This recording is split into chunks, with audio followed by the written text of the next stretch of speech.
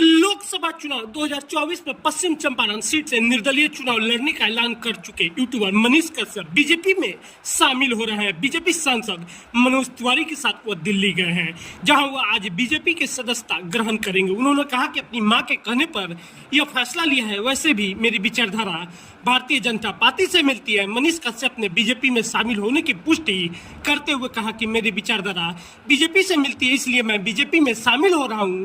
BJP में शामिल नहीं होना चाहता, लेकिन भाजपा नेता मनोज तिवारी ने मेरी मां को फोन कर मुझे बीजेपी में शामिल होने के लिए कहा। मैं अपनी मां का बात टाल नहीं सकता था। बीजेपी के सामने मैंने जो शर्त रखी है, बीजेपी ने वह सारी शर्तें मान ली। मेरी लड़ाई भाजपा से नहीं थी, क्योंकि मेरी विचारधारा बीजेपी से बहुत खूबी मिलती है। मेरी मां भी यही चाहती थी। मैंने भारतीय जनता पार्टी में जाने का फैसला लिया है।